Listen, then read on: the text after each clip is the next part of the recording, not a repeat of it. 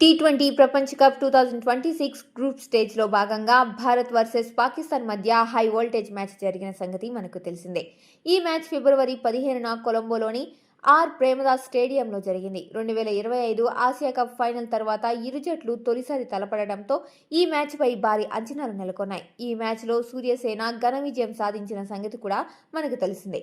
కాగా మైదానంలోకి దిగే ముందు టీం హడిల్లో కెప్టెన్ సూర్యకుమార్ యాదవ్ ఆటగాళ్లకు కీలక సూచనలు ఇచ్చిన దృశ్యాలు కెమెరాలో చిక్కాయి. ప్రస్తుతం ఈ వీడియో సోషల్ మీడియాలో తెగ ట్రెండ్ అవుతుంది.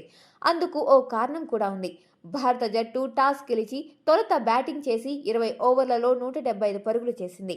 చేజింగ్లో పాక్ జట్టు దారుణంగా విఫలమైంది. పవర్ ప్లేలోనే పాకిస్తాన్ ఓపెనర్లు టాప్ ఆర్డర్ను కుప్పకూల్చి భారత బౌలర్లు మ్యాచ్ను మొదట్లోనే తమ వైపు తిప్పుకున్నారు. హై వోల్టేజ్ పోరులో భావోద్వేగాలు ఎక్కువగా ఉండే అవకాశం ఉన్నా కెప్టెన్ సూర్యకుమార్ యాదవ్ మైదానంలో మాటల తగాదాలు, బాహ్య ఉద్రిక్తతలు లేకుండా జట్టును కట్టుదిట్టంగా నియంత్రించారు.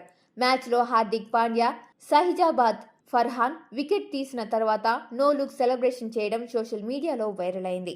కొందరికిది పాకిస్తాన్ ఆటగాళ్లను రెచ్చగొట్టే చర్యగా అనిపించినా మైదానంలో రెండు జట్ల మధ్య ఎలాంటి గొడవలు చోటు చేసుకోలేదు.